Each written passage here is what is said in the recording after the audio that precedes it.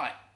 So there isn't actually an awful lot I can do to this engine today. I'm waiting on parts. I found a place in WA that sells the gaskets I need. I've also got some gaskets for the carb coming from America, which is nice, and hopefully they'll turn up soon. My main project today on this engine is to try and see if I can get that other spark plug out. It's had a week of sitting in WD-40 and stuff. I've just sprayed a whole heap more on even. And I've invested in a socket, because I could not find one last week. So, let's see if that's made any difference. Oh, that's already feeling a bit better.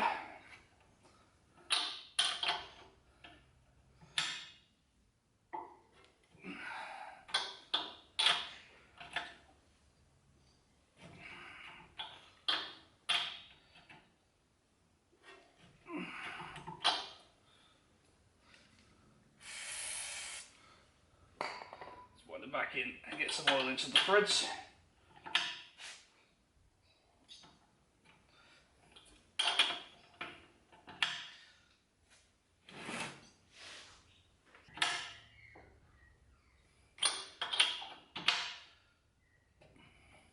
Good, it's wound in. For a moment there I was worried that I was just spinning it round and around in a chewed off hole, but it's actually gone down and taken thread, so that's good.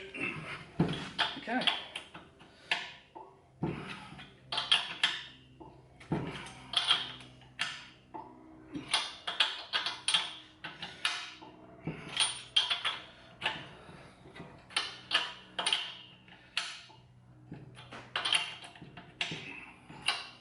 That's coming loose now.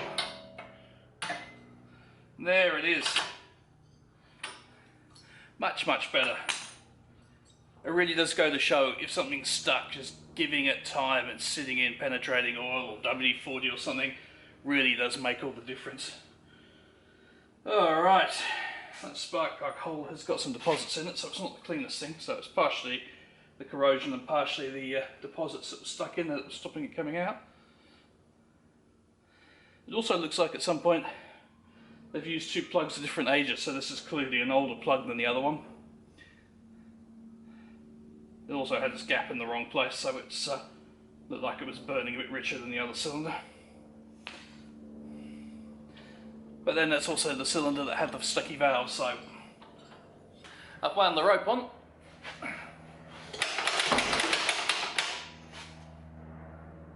Quite a lot of crap came out of that then. I think most of it's powdered aluminium from the cylinder head. There is a chance I'll have to take this head off and have a look at what's inside. I really would like to not do that, but I might have to. I did find a guy who was selling head gaskets for these randomly, as well as sort of Chinese electronics on Amazon, which I thought was a surprising thing. Wait, here's that one gasket.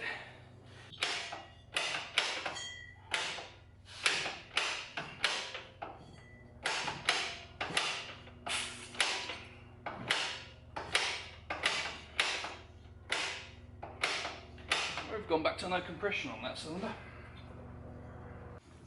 Right, I didn't want to, but I think I'm going to have to take the head off this. I think there's more of a problem than I initially thought on that valve that was sticking. I'm getting very low compression out of that cylinder. Funny, because last week it seemed to be great once I got the valve running again. But I'll order a gasket.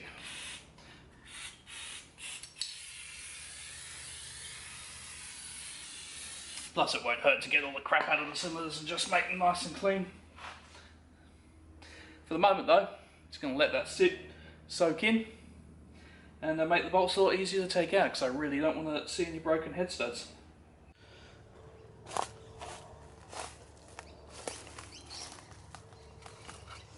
Okay, so I'm trying to jack the thing up to get some plates under it, just to get out of the mud. The problem is that the ground underneath it's so spongy that the jack keeps going down. I've got it on some bits of wood, got a block between the jack and the frame. It looks like it might start to work.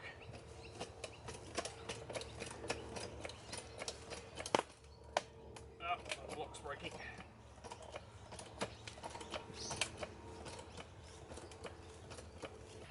A game changer. I found a bottle jack.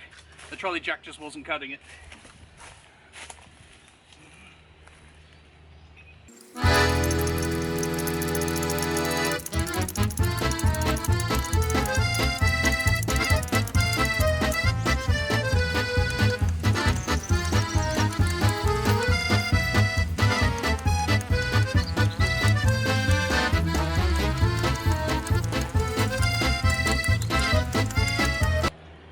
It's an incredibly slow game changer.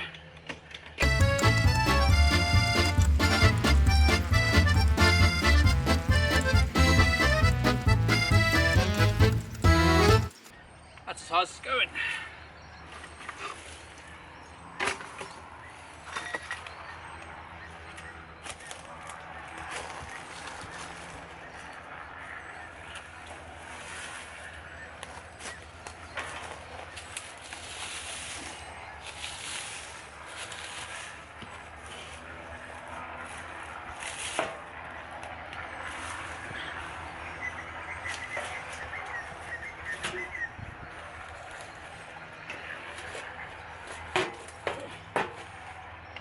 Many years ago, people used to say, if at first you don't succeed, then try a bigger hammer.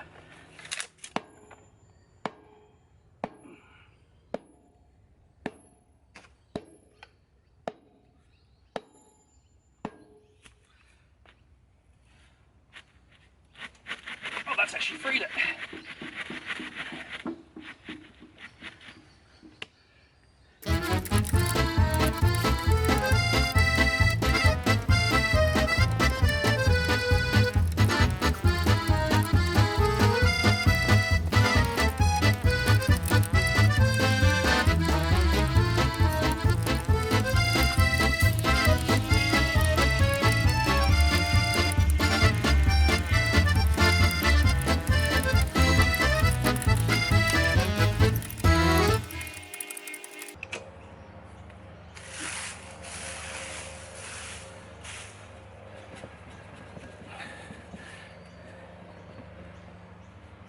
Well, the tyres, the brakes are free on this one, the tyres are shot.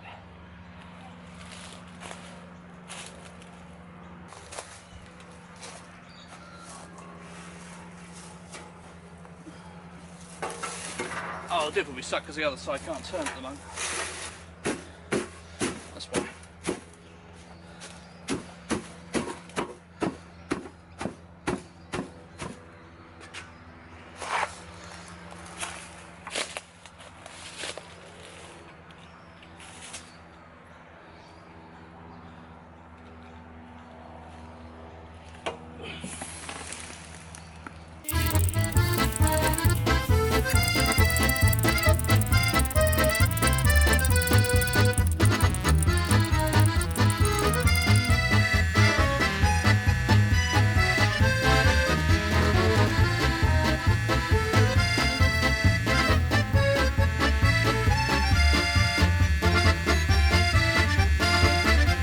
So the tyre's a mess, but it's holding enough air to get it out of there.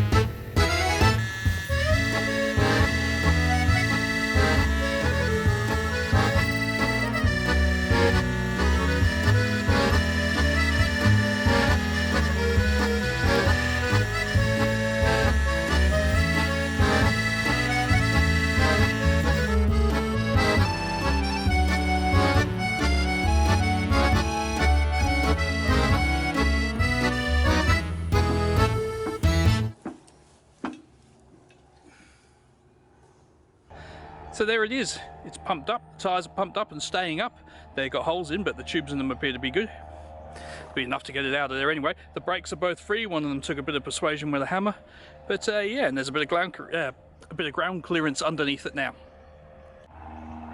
One thing that does worry me slightly, I've been trying to rock backwards and forwards, and the brakes and everything and the wheels all appear to be free, but it does appear that the middle of the differential, the actual axle, is stuck somehow. But possibly it could be the drive to the needing to disengage the drive to the hydraulic motor. I don't know, but we'll soon find out when we try and move it. So that's about all I can do to that project today. I'm waiting for bits for the engine, and there isn't much more I can do to the bit outside today. It's really a case of dragging that out of the bushes now. So I've got another project that I've been neglecting for a little while. Let's go and have a look at it.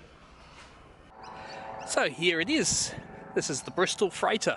This particular one was built and delivered in the late 1940s to the Pakistan Air Force, where it served for a number of years in military capacity.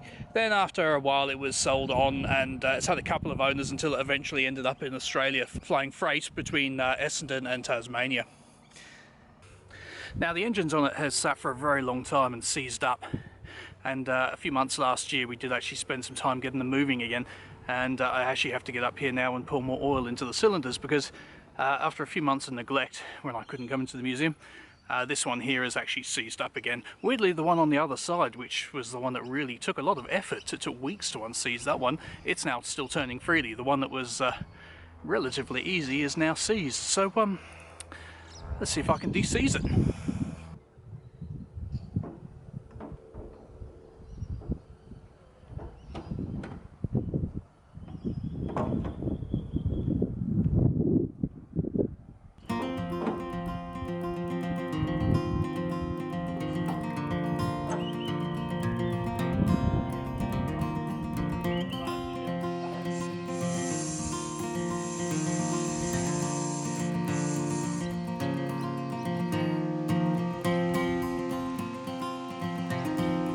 Okay, so up close, this is what it looks like.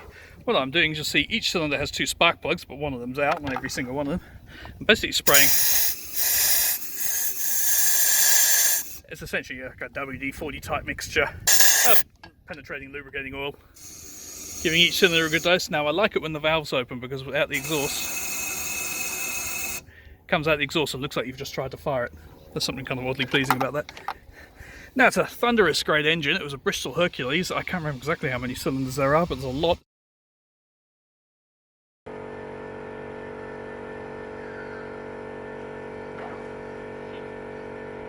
So I found the reason for it seizing up. The top cylinder there, I put the thing in, and as I fired it, a lot of water just came blurting out all over me. So I'm pretty sure last time I left this engine, I left that with a plastic cover wide over the top of it, a plastic bag, to stop anything like that happening. But the heavy rains we've had lately have just gone straight into that cylinder and sadly seized it up solid. So all I can do is try and drain it out and yeah, carry on the de-seizing. Alright, so what I'm doing now is I've got a little vacuum cleaner thing, a pneumatic vacuum cleaner. I'm going to try and suck all the water out of the cylinder.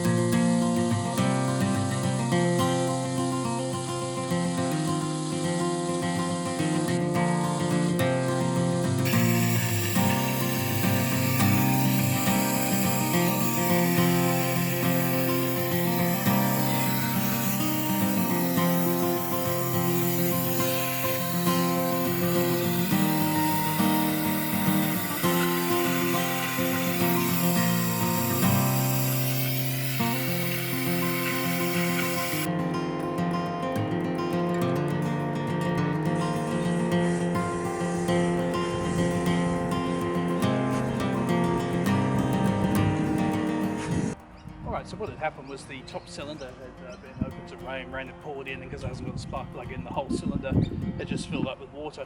I thought that one was better protected than it was, but got a plastic bag, got some wire, it's now full of lubricating oil instead of water. I'm going to go and weatherproof it.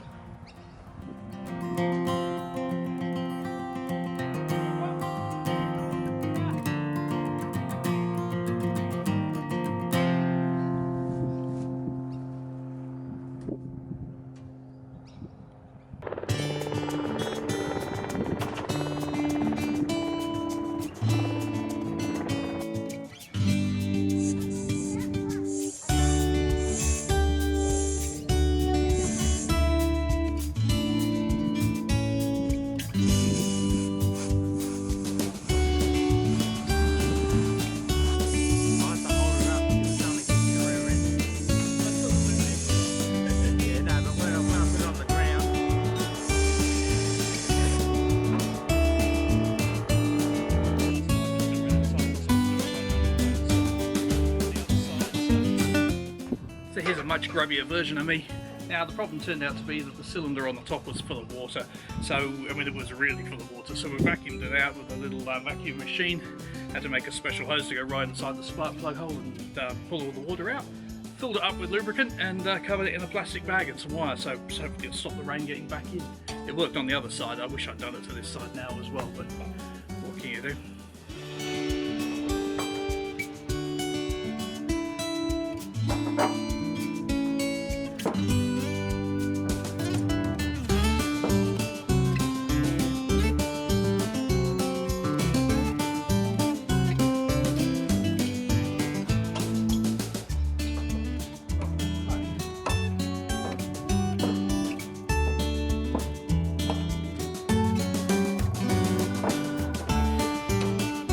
So here we are on the inside. You can hear it's a little bit more echoey. You'll see it's full of tables at the moment. The reason being we've got the tail propped up so that it's on not such a steep angle as it normally would be. And it's actually for hire as a children's party venue. So you want to have your children's party in an aeroplane at an air museum? It's great fun. Come along and do it. One of the first things I started doing here when one of my first jobs when I started volunteering here was actually helping to replace the floor, because the floor had got rotten to the point where somebody's foot went through up by the nose. Now down here at the back you can see the old floor versus the new floor. It's all been redone with marine ply, and all the original tying down points were put back in after they'd been painted up and made nice. It took a lot of doing, a lot of crawling around on the knees, but myself and Ron, we cleaned it up pretty well. Now you probably noticed that this plane doesn't have a cockpit down in the lower level down on the cargo deck. This was one of the very first planes that had the pilot sitting up above.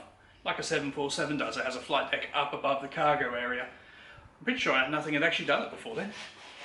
To get up there you use this folding ladder. It's not an easy climb. And this special key.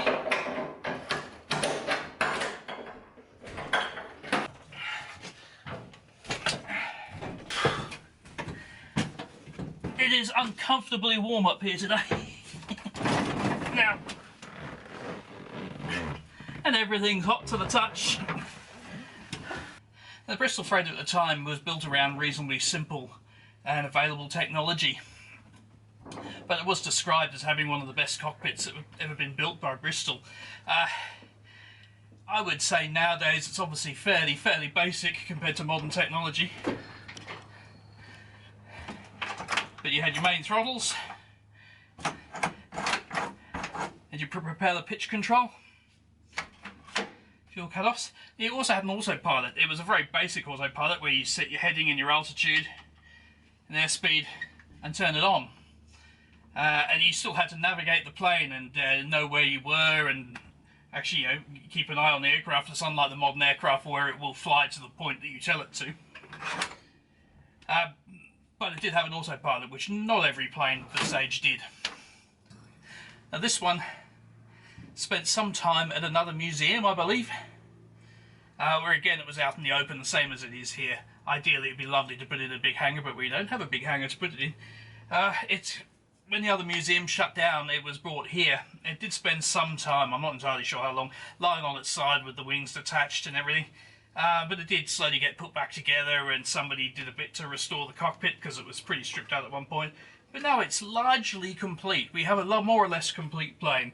I mean, yes, it's a little bit scraggy around the edges and it needs a lot of work still, but slowly, bit by bit, we're getting there. It's just actually lovely that the complete one that you can actually go inside does exist. There are others. I mean, for instance, there is another one to be seen at Point Cook, one that was Royal Australian Air Force, but you can't get near it. You can see to the distance. This one you can actually come in. It's pretty rare that we let anybody into the cockpit because it's not actually a very safe climb. We used to, but it just got to the point where we were opening ourselves up for trouble if anybody got hurt. So it's fairly rare that anyone gets to see this, which is why I decided to film it. It's also just rather fun. So opening and closing those doors was actually quite an easy thing to do. It had a handle which turned a shaft, which turned a system of gears. Now the whole thing was geared together, gears and chains I should say, the whole thing was geared together to make it really light to operate. It's time to close the museum, so I'm going to shut these up.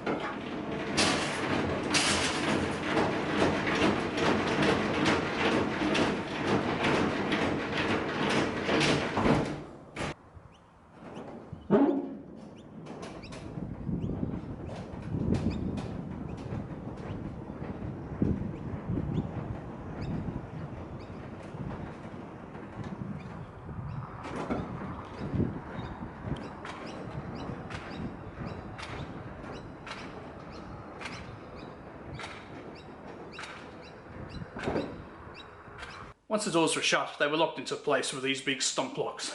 There are 5 of them that hold the nose doors shut. Even so, with the doors shut, it was still said to be an extremely windy, rattly and quite scary experience, which led to them having the nickname the Bristol Frightener.